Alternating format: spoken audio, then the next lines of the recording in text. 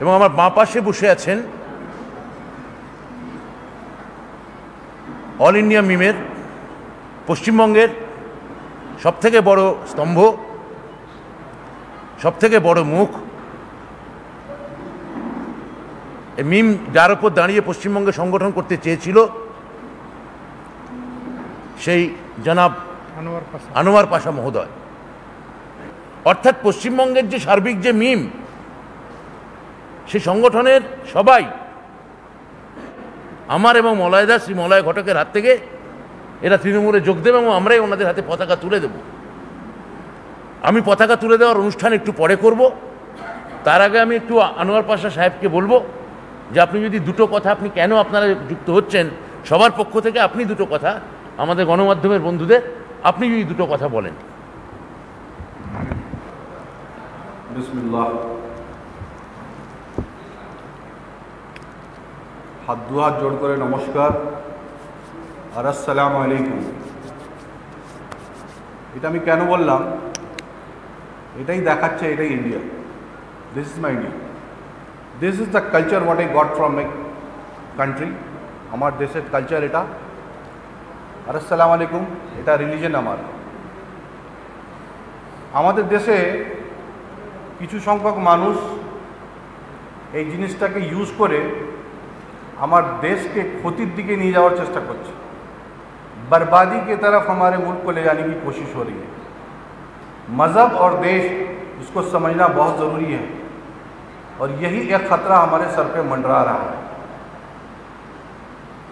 जो जो ताकतें इस वक्त बंगाल पे नज़र गड़ाई हुई हैं, जिनकी नज़र इस वक्त बंगाल पे है,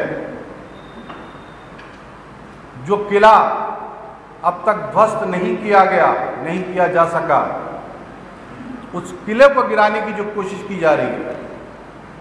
चंद लोग, वो चाहे गेरुआधारी हो या हरे लिबास में हो, हरे झंडे वाले हों, उनको एक मैसेज देना चाहता हूं मैं, क्योंकि कुछ डेवलपमेंट्स अभी हुई हैं बिहार में। उससे एक चीज़ साफ हो गई है कि कुछ ताकतें बंगाल में घुसने का अपना रास्ता बना रही हैं और वो जो हालात पैदा करना चाहती हैं, हमारा बंगाल का कल्चर वैसा नहीं है। हज़ारों हज़ार साल से यहाँ हिंदू, मुस्लिम, दलित, सिख, ईसाई सुख शांति आराम से रहते आ रहे हैं, लेकिन उसके अंदर एक डिवीज़न पैदा करने की कोशिश की जा रही है। और बहुत ही सियासत इतने दिमाग से चली जा रही है कि वोटों को किस तरीके से पोलराइज करके यहाँ पर वो ताकतें काबिज हो सके, बंगाल के मस्तक पे बैठने का ख्वाब देख रहे हैं। मैं उन लोगों को ऐलानिया ये कहना चाहता हूँ, ये हमारा बंगाल है, ये वो मजबूत किला है जो इंशाअल्लाह ताला आप जितनी ताकत लगाना चाहते हैं लगा दीजिए, ये किले की एक ईंट भी आप हिला नहीं सकेंगे।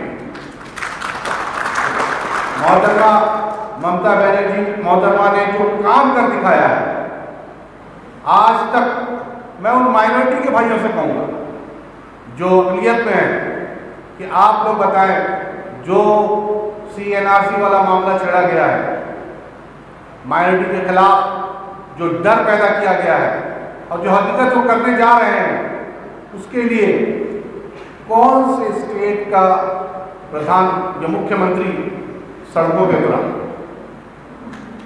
वाहिद हमारे सूबे की मुख्यमंत्री मोहतरमा ममता बनर्जी हवाई चप्पल पहन के सड़क पर उतरी हैं और उन्होंने इसकी मुखालफत की है। तो जनाब मैं कहना चाहता हूं, पार्लियामेंट में सिर्फ बिल फाड़ने से मामला हल नहीं हो जाता है, जमीन पे उतरना पड़ता है। बहुत से लोगों ने दूसरी बात भी कही कि ये अपीसमेंट पॉलिटिक्स करती हैं। मैं उनसे ये कहना चाहूँगा कि उन्होंने अगर इमाम भाता दिया है तो उन्होंने पुरोहितों को भी दिया है, वहाँ पर भी दिया है। अगर वो सर पे दुपट्टा रख के दुआ मांगती हैं, मुसलमानों के आमीन में आमीन कहती हैं, तो वो अपने भगवान की पूजा भी करती हैं, मंदिरों में भी जाती हैं, तो लोग वो पक्ष नहीं दिखाते, एक पक्ष दिखाते हैं, जबकि उनका इंसाफ बराबर है। आज तक हिंदुस्तान में ममता बनर्जी जैसी कोई सेकुलर मंत्री बने नहीं देखे, जो इतने बड़े पद पे और लोगों को लेके चल रही है। यहाँ कोई भेद नहीं है। आज भी हमारा बंगाल बड़े सुकून में है, बड़े अमन में है, शांति में है। लेकिन आने वाले दिनों में मैं अपने नस्ल को कौन सा बंगाल दूंगा, ये जब सोच मेरे दिमाग में आई तो मेरे रोंगटे खड़े हो गए। क्योंकि जो डेवलपमेंट बिहार में हुआ है, अगर वही चीज़ बंगाल में दोहराई जाती है तो ये बंगाल जो है खून से लबरेज हो जाएगा। यहाँ 30% मुस्लिम आबादी नहीं रहती है। ये वो टकराव है जिसको रोकना बहुत मुश्किल होगा। इसीलिए हमारे ज़मीर की आवाज़ है कि इस वक्त मोहतरमा ममता बनर्जी ने जो कदम उठाए हैं, तमाम लोगों पर, खुसूसन मैं अपने मुसलमान भाइयों से कहूँगा कि आप पर तो फर्ज हो रहा है कि जो इस वक्त उस गेरुआ ताकत को रोकने की ताकत रखता है, उसके हाथों को मजबूत करे, ममता बनर्जी के हाथों को मजबूत करे, ताकि इस किले को बचाया जा सके।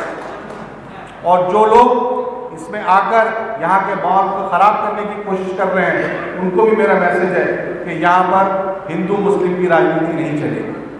यहाँ हम किसी भी हद पे, मेरे पूरे साथी मेरे साथ ताकत से खड़े हुए हैं कि मजलिस इत्तेहादुल मुस्लिमीन से मैं ये मैसेज देना चाहूँगा कि असदुद्दीन ओवैसी साहब, आपने एक मशवरा मांगा था।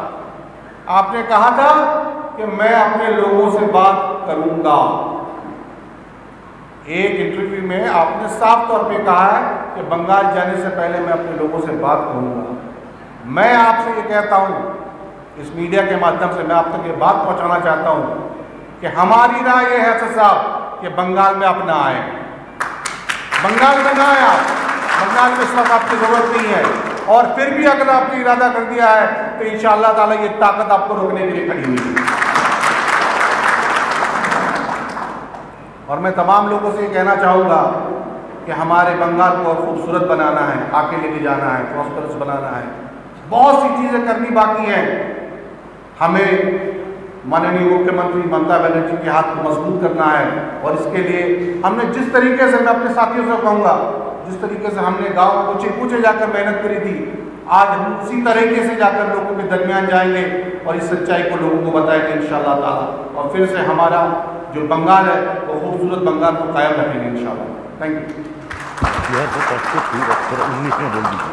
बिहार का पर्सपेक्टिव इंग्लिश में थोड़ा दो लाइन में, दो शब्द में बोल दीजिए बिहार का।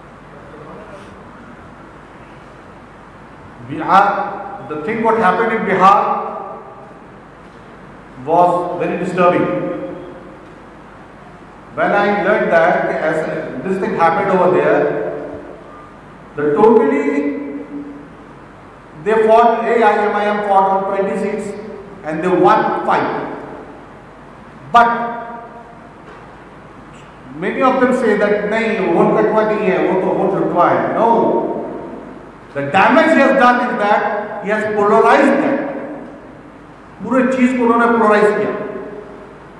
ये पोलराइजेशन इतनी खतरनाक चीज है, आप एक सीट पे लड़ते आप इस आसपास की 5 सीटों को आप पोलराइज कर देते हैं। तो ये चीज जो हुई है और वोट जो काटा गया है, जिसकी वजह से आज वहां पर बीजेपी काबिज हो सकी है, इसके पूरे के पूरे जिम्मेदार AIMIM है। इसको इनकार नहीं किया जा सकता, इसको नकारा नहीं सकता। Nobody can deny. The main role played by AIMIM was that they got into the election and they helped BJP to make the government in Bihar. ये वो, मैं तो कहूँगा कि वो कॉन्ट्रैक्टर हैं। जब बीजेपी चलती है ना, तो जब रास्ते में नाला पड़ता है तो ब्रिज बनाने के लिए सिविल कॉन्ट्रैक्टर को बुलाया जाता है कि ब्रिज बनाइए, हम नाला पार करेंगे। तो असद साहब आते हैं, ब्रिज बनता है और नाला पार कर जाते हैं। तो हमको वो ब्रिज बनाने वाले से होशियार रहना है। बंगाल में हम वो ब्रिज बनाने नहीं देंगे। बिहार वाला इलेक्शन बहुत सामने है और इसी को हर आदमी अगर नजर में रखे, everybody have to think that what happened in Bihar we will not let happen in West Bengal. That's all. আসুন, আপনার দু একজন আসুন।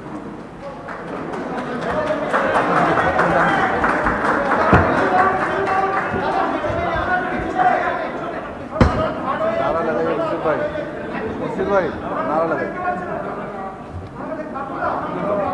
আপনার মুখ দেখতে চাইছি।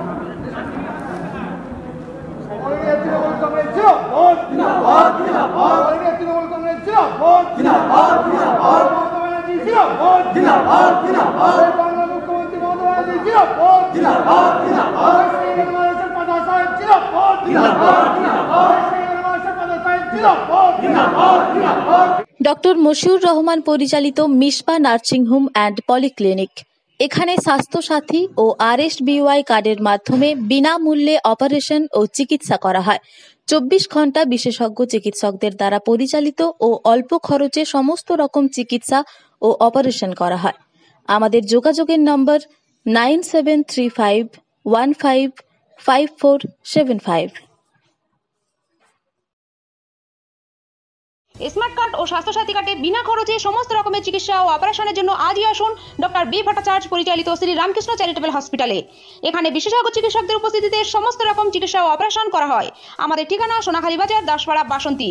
বিস্তারিত জানতে যোগাযোগ করুন 9735367548 এই নম্বরে।